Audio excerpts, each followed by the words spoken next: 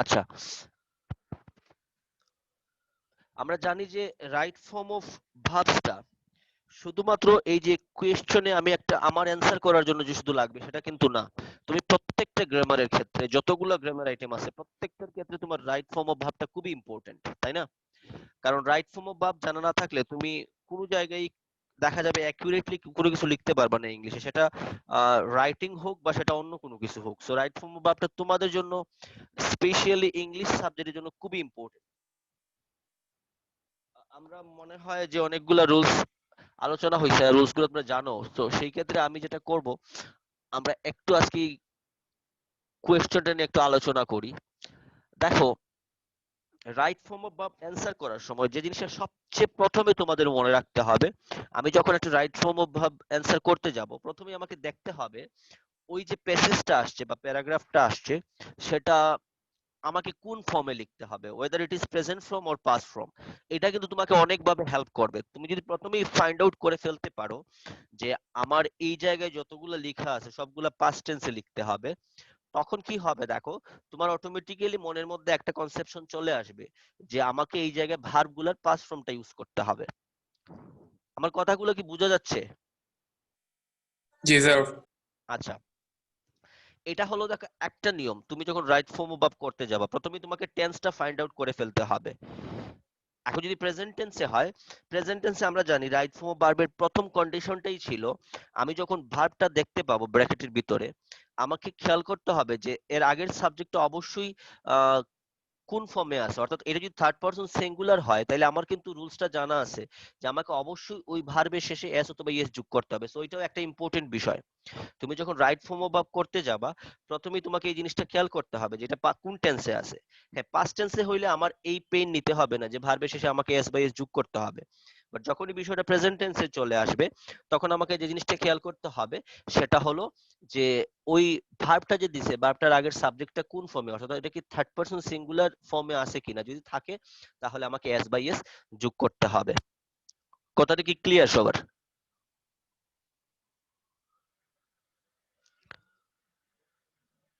জি sir.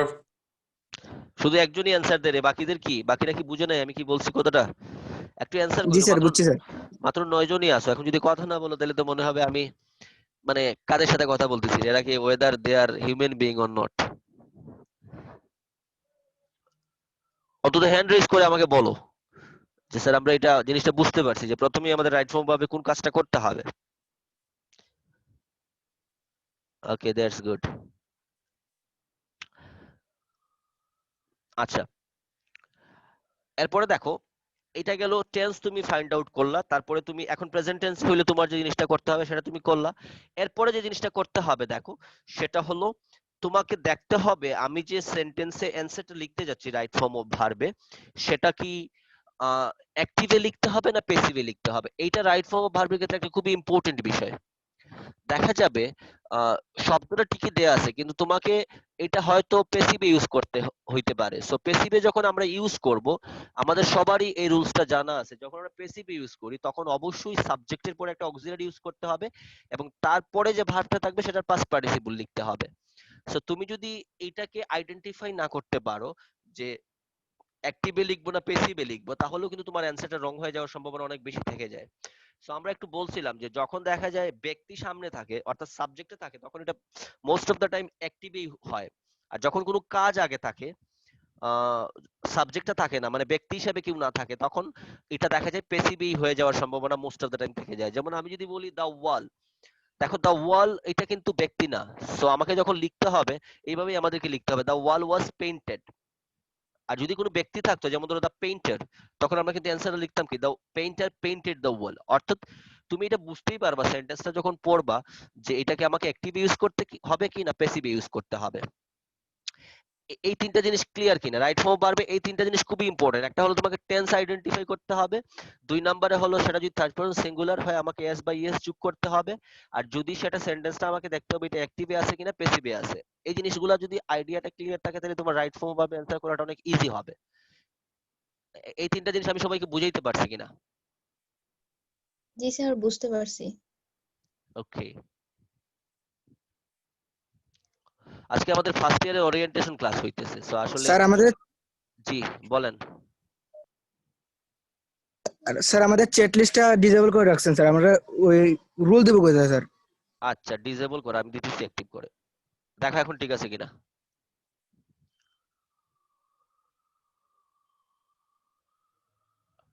জি sir ঠিক আছে স্যার। আচ্ছা ওকে, আমরা একটু এক্সাম্পলটাতে যাই। দেখো বলছে read the text and fill in the gaps with correct form of verbs as per subject and context। এটা হলো ঢাকা বোর্ড 2019, অনেকেই আশা করি করছো এগুলা। যে ঢাকা বোর্ডের আমি তোমাদের বলছিলাম যে তোমাদের এখন মেইন রেসপন্সিবিলিটিটা হবে সেটা হলো তোমরা একটু বিভিন্ন বোর্ডের কোয়েশ্চেন, সেটা 2019 হোক 18 হোক বা 17 হোক, একটু প্র্যাকটিস করো। দেখো 60-70% অ্যান্সার্স কিন্তু তুমি পেয়ে যাবা পরীক্ষার ক্ষেত্রে যদি তোমার এই জিনিসগুলা প্র্যাকটিস হয়ে যায়। 2019, 18, 17, 16 and if it is possible 2015, অর্থাৎ প্রিভিয়াস পাঁচটা বোর্ডের কোয়েশ্চেন যদি কেউ সলভ করে তার 60-70% grammar directly or indirectly common আসে, ঠিক আছে। আচ্ছা দেখো একটা এক্সাম্পল বলছে cricket is a popular game both the young and the old dash pleasure from this game. খেয়াল করো আমরা বলছিলাম যে অনেকেই মনে করে যে রাইট ফর্ম অফ ভার্ব মানেই মনে হয় আমাকে চেঞ্জ করতেই হবে, এটা কিন্তু নিয়ম না। চেঞ্জ অনেক সময় হইতে পারে, অনেক সময় যে শব্দটা আছে সেটাই থাকতে পারে। সো আমাকে একটু বলো প্রথমটার অ্যান্সার আমরা কি লিখবো, এটা কি কোনো চেঞ্জ আছে কিনা এটার? Cricket is a popular game both the young and the old dash pleasure from this game, এটা জায়গায় কি গেটটা চেঞ্জ হবে না চেঞ্জ হবে না?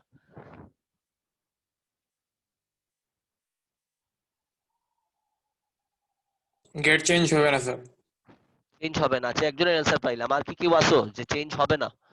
সবাই কি একমত এটার সাথে?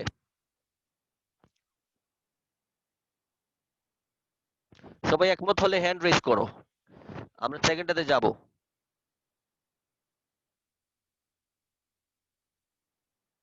আচ্ছা কেন দেখো, কারণ এটা সব সময় both the young and the old, এটা সব সময় তারা এটা থেকে আনন্দ পায়, যেটা এমন না যে পাস্টে পাইতো ফিউচারে পাবে না। তো এই সমস্ত ক্ষেত্রে আমাদেরকে অবশ্যই প্রেজেন্ট টেন্সই রাখতে হবে। আচ্ছা খেয়াল করে দেখো 2 নম্বরে বলছে ইনফ্যাক্ট, সত্যিকার অর্থে cricket dash call the gentleman's game, এটাকে বলা হয় ভদ্রলোকের খেলা। এই জায়গায় খেয়াল করে দেখো আমরা যেটা বলছিলাম তোমাদেরকে অ্যাক্টিভ এবং প্যাসিভটা খেয়াল করতে হবে। এই জায়গায় খেয়াল করে দেখো ক্রিকেটকে বলা হয় ভদ্রলোকের খেলা। এখন ক্রিকেটকে বলা হয়, এখন আমি যদি বলি ক্রিকেট কলস, তাহলে কি আমার অ্যান্সারটা হবে? কল্ড হতে হবে। শুধু কল্ড লিখবো? is called। Is called is লিখতে হবে, কারণ আমরা একটু আগে বলছিলাম যে প্যাসিভ হইলে আমাকে ওই সাবজেক্টটার পরে একটা অক্সিলারি দিতে হবে, যেহেতু এটা প্রেজেন্ট ফর্মেই হবে। সো আমার ওয়াজ কল্ড বা অন্য কোনো কিছু বসবে না, বসবে ক্রিকেট ইজ কল্ড। এই জায়গায় খেয়াল করে দেখো কেউ যদি শুধু কল্ড লিখে তাহলে কিন্তু তার অ্যান্সারটা রং হয়ে যাবে, কারণ প্যাসিভের নিয়মটা হলো একটা অক্সিলারি দিতে হবে তারপরে মূল ভার্বের পাস্ট পার্টিসিপল। সো অ্যান্সারটা হবে in fact cricket is called the gentleman's game, it dash us with politeness and discipline. এটা আমাদেরকে বিনোদন দিয়ে থাকে এবং এটার মধ্যে অনেক ভদ্রতা থাকে এবং অনেক নিয়ম শৃঙ্খলা মেনটেন করা হয়, অর্থাৎ আমাদেরকে ডিসিপ্লিনের শিক্ষাটাও দিয়ে থাকে, সাথে সাথে আমাদেরকে এটা আনন্দও দেয়। এই জায়গায় খেয়াল করে দেখো আমি তোমাদের বলছিলাম যে আচ্ছা অ্যান্সারটা আগে আমাকে কেউ বলো, ইট এন্টারটেইন কি হবে অ্যান্সারটা? স্যার এস লাগবে, entertains। হ্যাঁ ইট এন্টারটেইনস হবে। সবাই তো আমরা একমত এটার সাথে, তাই না? কারণটা হলো দেখো ইটটা থার্ড পারসন সিঙ্গুলার নাম্বার হিসেবে আমরা ধরে নিয়েছি। সো আমরা বলছিলাম যদি থার্ড পারসন সিঙ্গুলার হয় আমাকে অবশ্যই এস বাই এস যোগ করতে হবে। সো এটা হবে it entertains us with politeness and discipline. পরে খেয়াল করে দেখো, হ্যাঁ আমরা যদি করেও থাকি এই জিনিসটা তারপরে দেখো জিনিসগুলো আমরা একটু বোঝার চেষ্টা করি, কারণ আমি মেমোরাইজ করে কোনো জিনিস করার চেয়ে যদি সেটা তুমি বুঝে করো সেটা তোমাকে অনেক হেল্প করবে। বলছে a sense of brotherhood and fraternity, আমরা আমরা যদি বলি যে বিশ্ব ভ্রাতৃত্ব বা মানুষের মধ্যে যে সংহতি তৈরি হয়, a sense of brotherhood and fraternity dash create among the playing nations through it। খেয়াল করো এই জায়গায়ও বলছে sense of brotherhood and fraternity, এটা কিন্তু অবশ্যই ব্যক্তি না। সো এই ক্ষেত্রে আমাদেরকে অ্যান্সারটা কি অ্যাক্টিভে লিখবো না প্যাসিভে লিখবো আমরা?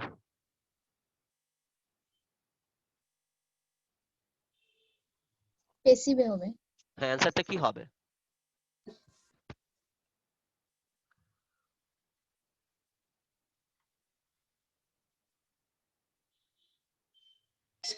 Sir is created.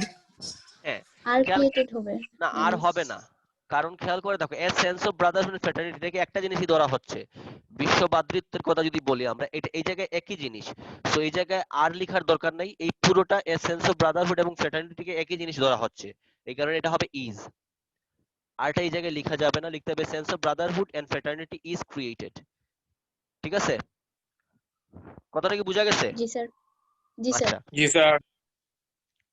এই জায়গায় একটু খেয়াল রাখতে হবে যে অনেক সময় দেখা যায় যে ওই ভার্বটা নিয়ে অনেকে কনফিউজড হয়ে যায় যে এটা আসলে আর লিখবো না ইজ লিখবো, এই সমস্ত ক্ষেত্রে। কারণ যদি অনেক লম্বা সেন্টেন্স, কিন্তু দেখো সবকিছু মিলে একটা জিনিসকেই বোঝানো হচ্ছে, এই ক্ষেত্রে আমাদেরকে অবশ্যই ইজ লিখতে হবে, ইজ ক্রিয়েটেড। ঠিক আছে, আচ্ছা, পরেরটাতে খেয়াল করে দেখো, বলছে দা ইংলিশ, ইংলিশ বলতে এই জায়গায় জাতিকে বোঝানো হয়েছে। আমি তোমাদের একটা নিয়ম বলছিলাম যে যখন জাতি বোঝানো হবে, যদি ইংলিশ অথবা ইটালিয়ান অথবা ইন্ডিয়ান বলে, যদি জাতি বোঝানো হয় সেটা সবসময় প্লুরালে হয়। আর যদি এটা ল্যাঙ্গুয়েজ বোঝানো হয় তখন সেটাকে আমরা ইংলিশ ল্যাঙ্গুয়েজ ইজ বলতে পারি। কিন্তু যখন দা ইংলিশ বলা হয় তখন পুরো ইংলিশ জাতিকে বোঝানো হয়, সেই ক্ষেত্রে এটাকে প্লুরালে লিখতে হবে। আচ্ছা, একটা জিনিস খেয়াল করে দেখো, বলছে the English day dash it, that means play it here in this subcontinent. এটা খেলেছিল, এটা অটোমেটিক্যালি দেখো পাস্ট টেন্সে চলে যায়, বুঝাই যাচ্ছে যে ইংলিশটা প্রথম এই খেলাটা খেলেছিল। তাহলে আমরা অ্যানসারটা কোন টেন্সে দিব?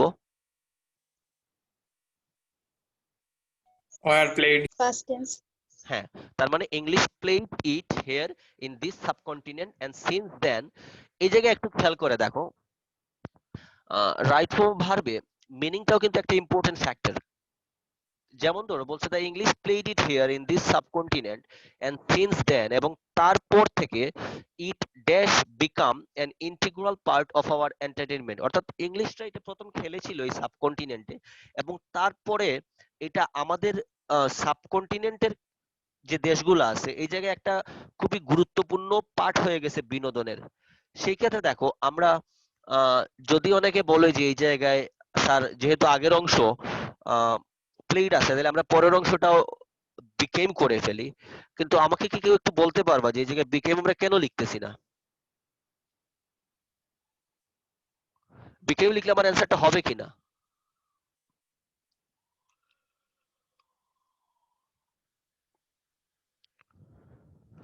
কারো কি আইডিয়া আছে? আমরা কি লিখবো, বিকেম লিখবো না হ্যাজ বিকাম লিখবো? হ্যাজ বিকাম হবে স্যার। হ্যাঁ, অ্যান্সারটা হ্যাজ বিকামই হবে, কিন্তু একটা জিনিস খেয়াল করে দেখো, আমরা কিন্তু বেসিক্যালি কি বলি, যদি একটা সেন্টেন্সে এন্ড দ্বারা যুক্ত হয় তখন আমরা আগেরটা যে টেন্সে থাকে পরেরটাকে সেই টেন্সেই নিয়ে যাই। যেমন ধরো আমি যদি একটা এক্সাম্পল বলি, I went to the market yesterday and bought two shirts. খেয়াল করে দেখো, এন্ড যুক্ত হওয়ার কারণে আগেরটাতে আমি বলছি ওয়েন্ট, পরেরটাতে বলছি বট। কিন্তু এই জায়গায় একটা মিনিং এর বিষয় আছে, একটু খেয়াল করে দেখো। বলছে ইংলিশটা প্রথমে এটা খেলেছিল, কিন্তু ওই খেলার পর থেকেই এইটা এই সাবকন্টিনেন্ট একটা এন্টারটেইনমেন্টের একটা ইন্টিগ্রাল পার্ট হয়ে গিয়েছে। তাহলে মিনিংটা ওয়াইজ এটা কিন্তু প্রেজেন্ট পারফেক্টই আসতেছে। সো সেই ক্ষেত্রে আমরা কি লিখতে পারি, it has become N integral part of our entertainment. So আমরা এই জায়গায় অ্যানসারটা হবে ইট হ্যাজ বিকাম। নরমালি যদি কোনো কিছু হয় সেটা ক্ষেত্রে আমরা এন থাকলে আগেরটা পাস্ট টেন্স হলে পরেরটা পাস্ট টেন্সে লিখি, বাট মিনিং এর জন্য আমরা এই জায়গায় এটাকে প্রেজেন্ট পারফেক্টে নিয়ে গেছি। সবচেয়ে ইম্পর্টেন্ট যে বিষয়টা দেখো, জি নাম্বার। জি নাম্বারের ক্ষেত্রে তোমরা যদি চাও কিছু শব্দ লিখে ফেলতে পারো, সেই শব্দগুলা কখনো পেসিভে লেখা যায় না। তার মধ্যে একটা হলো কনসিস্ট, একটা হলো অ্যাপিয়ার।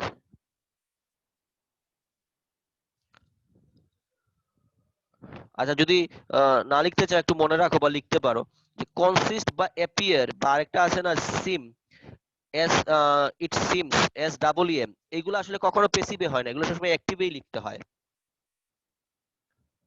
জানা আছে সবার এটা? না অর্থাৎ যদি কনসিস্ট, আমাকে কি শোনা যায় না রে? স্যার, এখন জানছি স্যার। আমাকে কি শোনা যাচ্ছে সবার, না নেটে প্রবলেম? স্যার নেটে কিছু প্রবলেম আছে। তাহলে তো মনে হয় আমার এই দিক, তুমি কি শুনতে পারতেছো কিনা?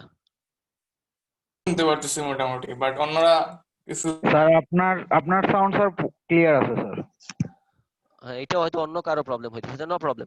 দেখো এটা যে জায়গায় প্রবলেম করবে ওই জায়গায় হয়তো নেটের একটু কানেকশনটা একটু উইক এই কারণে।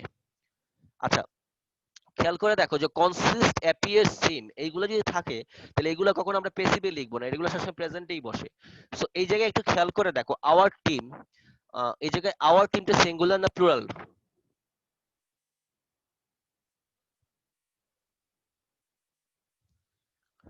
আওয়ার টিমটা সিঙ্গুলার হবে না প্লুরাল হবে রে? স্যার সিঙ্গুলার হবে। অ্যান্সারটা কি হবে?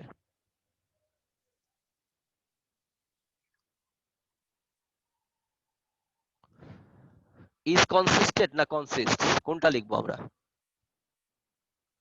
consist হ্যাঁ, শুধু কনসিস্ট না, কিন্তু কনসিস্ট এস লিখতে হবে। consist is consist কিন্তু খেয়াল করো আমরা কিন্তু বলছিলাম যে যদি ব্যক্তি না থাকে অন্য কিছু থাকে তাহলে আমরা পেসিভে লিখি, কিন্তু খেয়াল করে দেখো আওয়ার টিম থাকার পরেও যেহেতু কনসিস্ট শব্দটা আছে সেই কারণে আমরা জানি যে কনসিস্ট, সিম, অ্যাপিয়ার এইগুলা সবসময় অ্যাক্টিভে বসে।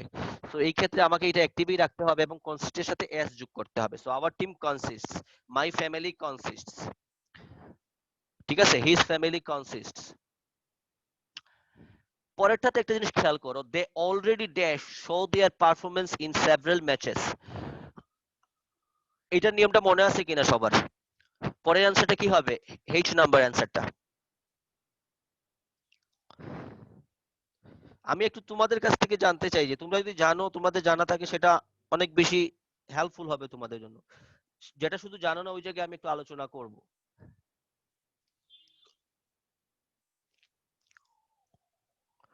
আচ্ছা আমি দেখি পার্টিসিপেন্টস কারা, একটু বলো প্রান্ত দেবনাথ, বলো কি হবে অ্যান্সারটা এটার? প্রান্ত দেবনাথ নাই, শোনা যায় না রে প্রান্ত।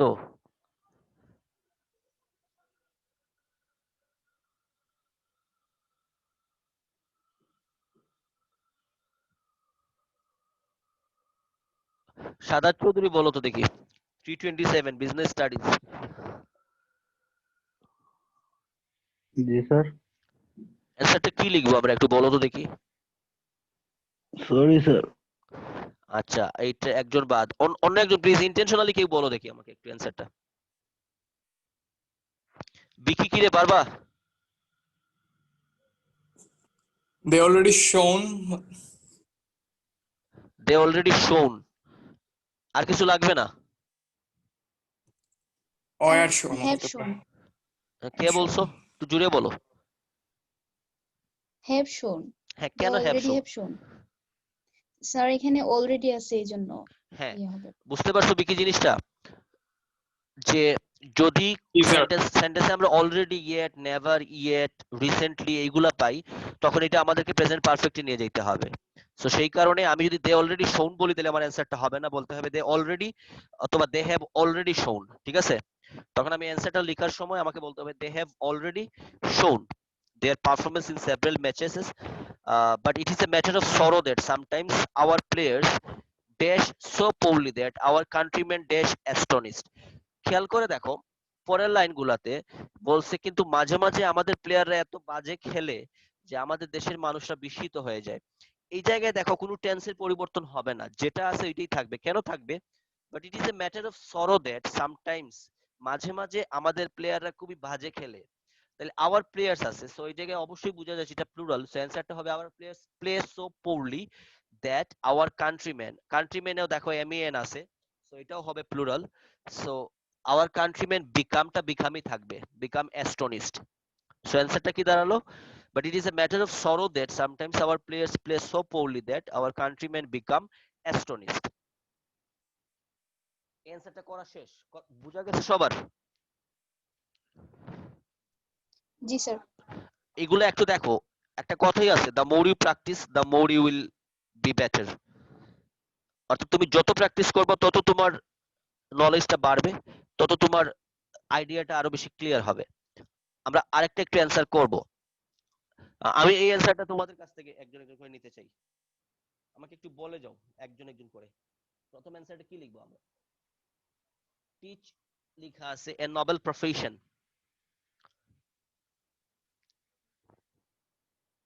Sir, teaching is a noble profession. Teaching is a noble profession, সবাই কি একমত? জি স্যার। আচ্ছা, 2 নম্বরে বলছে দেখো, a teacher dash his students from the core of his heart. এইটা আমি যাকে জিজ্ঞেস করবো সে অ্যান্সার দিবে, এটা কিন্তু পারার কথা। আশিস সূত্রধর একটু বলো কি হবে এটার অ্যান্সার?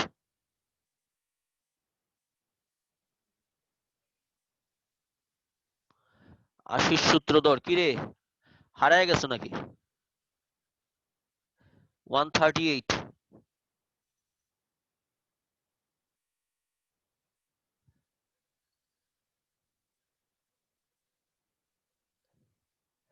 এরকম নীরব দর্শকের মতো থাকলে হবে রে, ভুল বলো সমস্যা নাই, একটু বলো অ্যান্সারটা। প্রান্ত, আমি সবগুলা কিন্তু পাবো কলেজ খোলার পরে। প্রান্ত বলো। মারুফ নাই। স্যার হ্যাঁ বলো, বি নাম্বার অ্যান্সারটা কি দিব আমরা? কুমিল্লা বোর্ড 2019।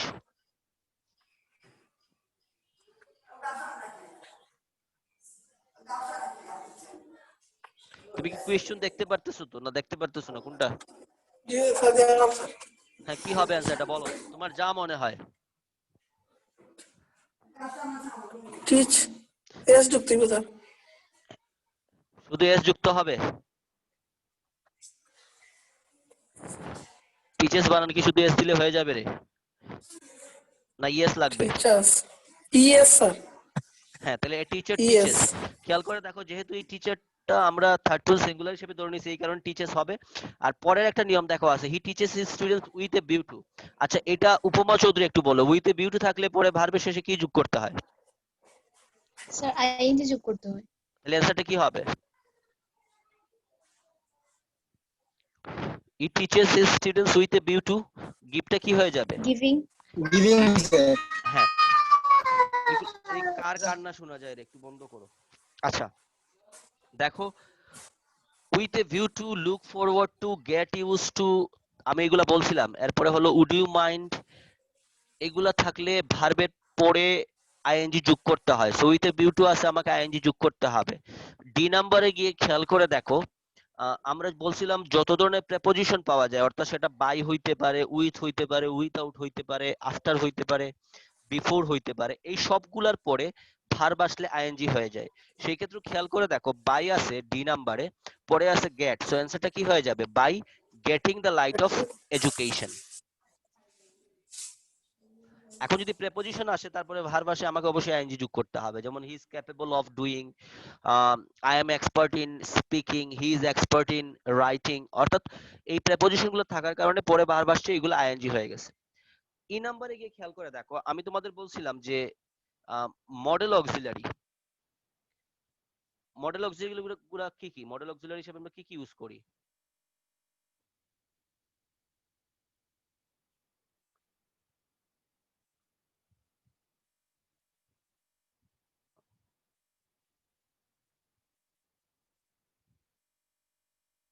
আশিস সূত্রধর মনে হয় আমাদের এই জায়গায় জয়েন করে ঘুমায় পড়ছে।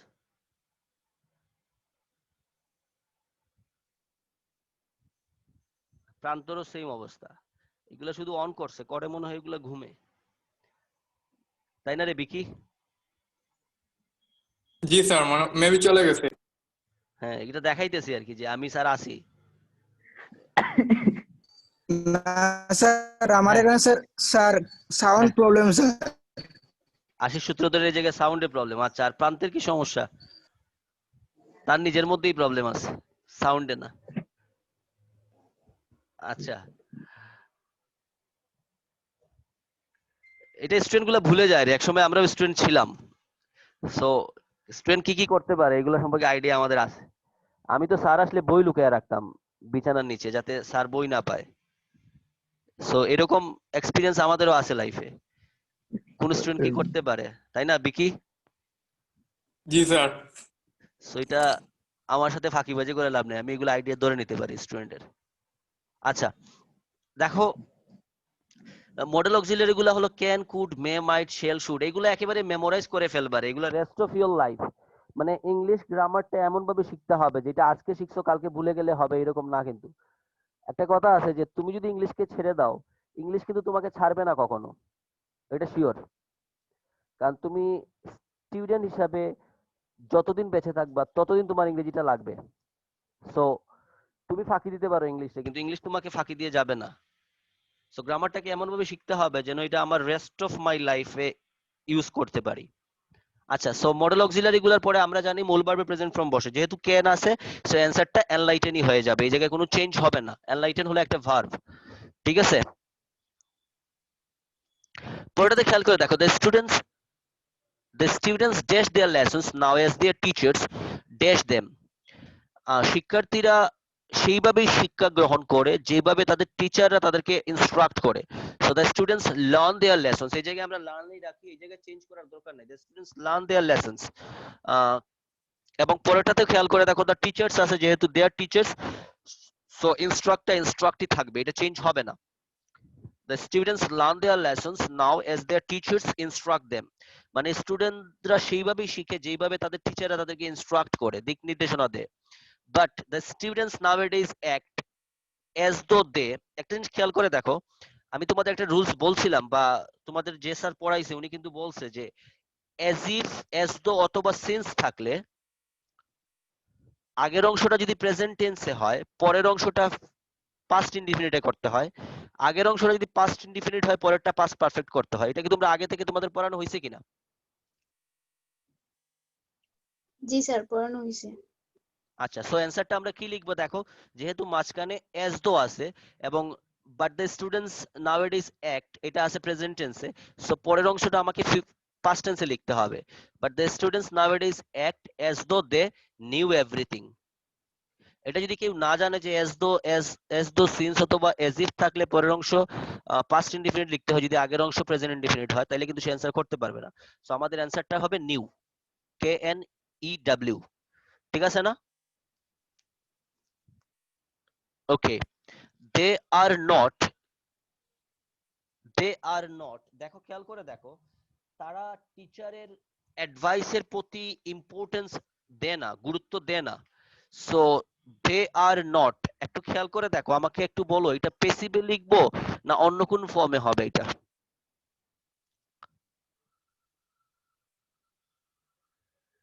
কেউ কি আমাকে একটু অ্যানসারটা বলবে, এটার অ্যানসারটা কি হবে?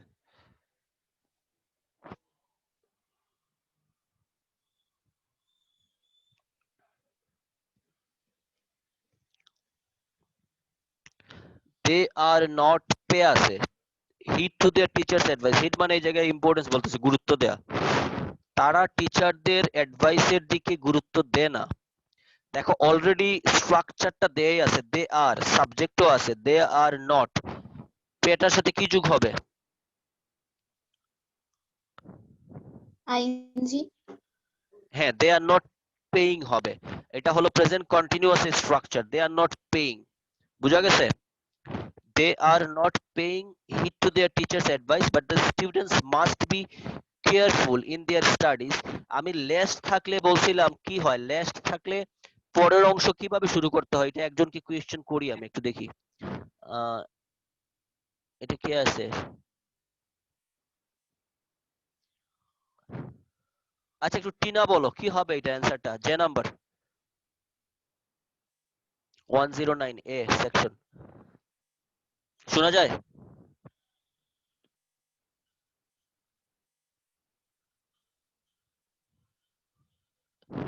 হ্যালো, শুনতে পাচ্ছ কিনা?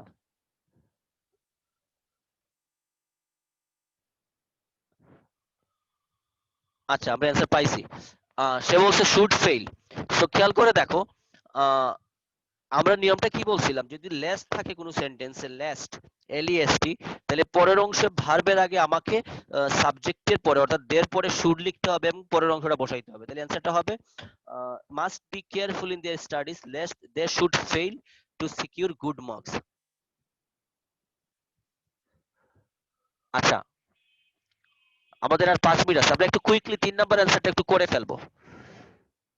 আর আমি তোমাদের হোমওয়ার্কটা একটু আগে বলে দিই, তোমরা এই তিনটা ছাড়া অর্থাৎ ঢাকা বোর্ড, কুমিল্লা বোর্ড এবং রাজশাহী বোর্ড ছাড়া বাকি যে আরো 5টা বোর্ড আছে বা 6টা বোর্ড আছে, এই বোর্ডগুলোর অ্যান্সার গুলো আমাকে করে একটু সবাই ইন্ডিভিজুয়াল গ্রুপে তোমাদের দিয়ে দিবে। এটি হলো তোমাদের হোমওয়ার্ক, ঠিক আছে? আমরা একটু 3 নাম্বার অ্যান্সারটা একটু কুইকলি করব, কারণ we have only 5 minutes left. A poor man was once, খেয়াল করে দেখো, ড্যাশ ইন এ জেইল। এই জায়গায় দেখো ওয়াজ দেয়া আছে, এটা তোমাদের অ্যান্সার করতে হবে না, আমি একটু বলে দিই, তোমরা একটু বুঝে নিও জিনিসটা। এ পোর ম্যান ওয়াজ ওয়ান্স, দেখো ওয়াজ আছে অলরেডি, একজন গরিব লোককে একটা জেলে ঢুকিয়ে দেয়া হয়েছিল বা জেলে প্রেরণ করা হয়েছিল, তাহলে ওয়াজ অলরেডি দেয়া আছে, এটা প্যাসিভ ফর্মে হবে। সো ওয়াজ পুট, পুটের আর কোনো চেঞ্জ হয় না, পুটের প্রেজেন্ট ফর্ম পাস্ট পার্টিসিপল সমান। So a poor man was put in a jail although he dash no wrong, যদিও সে কোনো ক্রাইম করে না, এটা পাস্ট টেন্সের বিষয় যেহেতু, সো পরের অ্যান্সারটা হবে অলদো হি, কি হবে অ্যান্সারটা? Although he did no crime. Did not. হ্যাঁ। After a long time, the king of the state, after a long time, the king of the state dash the jail. তিনি visit করতে গিয়েছিলেন, তাহলে এটা past ফর্মে হবে। সো অ্যানসারটা হবে after a long time the king of the state visited the jail and the man told him that he was innocent. যখন তিনি এই জেলটা ভিজিট করতে গিয়েছিলেন, ওই রাজ্যের রাজা, তখন ওই লোকটা তাকে বলেছিল যে আমি innocent, but in case, sorry, but A case, কিন্তু এই জায়গায় একটু খেয়াল করে দেখো, কিন্তু বলতেছে আমি যদিও ইনোসেন্ট ছিলাম, কিন্তু আমার বিরুদ্ধে একটা কেস করা হয়ে গিয়েছিল। সো এই জায়গায় এটা অ্যাক্টিভ হবে না প্যাসিভ হবে? দেখো এ কেস আছে আগে।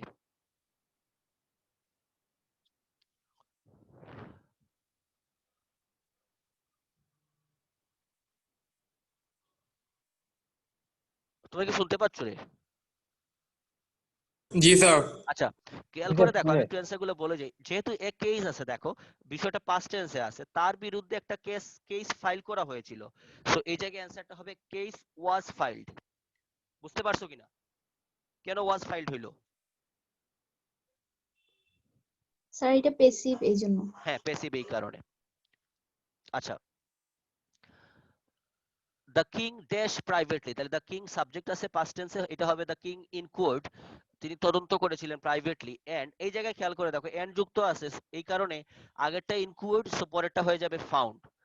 The king inquired privately and found that it was true, তিনি খুঁজে পেলেন বা তিনি তদন্ত করার পরে দেখতে পেলেন যে লোকটা যে কথা বলেছিল সেটা সত্যি, তার বিরুদ্ধে একটা মিথ্যা মামলা করা হয়ে গিয়েছিল।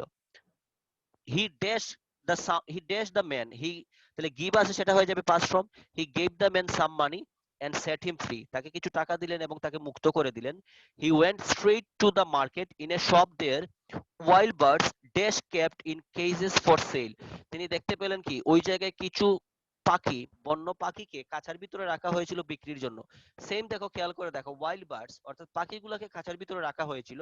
সো এটাও প্যাসিভ ফর্মে চলে যাবে, অ্যাক্টিভে থাকবে না, লিখতে হবে ওয়াইল্ড বার্ডস ওয়ার ক্যাপ্ট, কিপের পাস্ট পার্টিসিপল হলো kept, wild birds were kept in cages for sale, ঠিক আছে?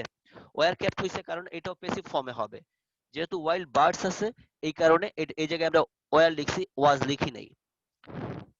He said to the shopkeepers, I wish to buy all the birds of your shop. These birds unjustly imprisoned and I like to dash them free.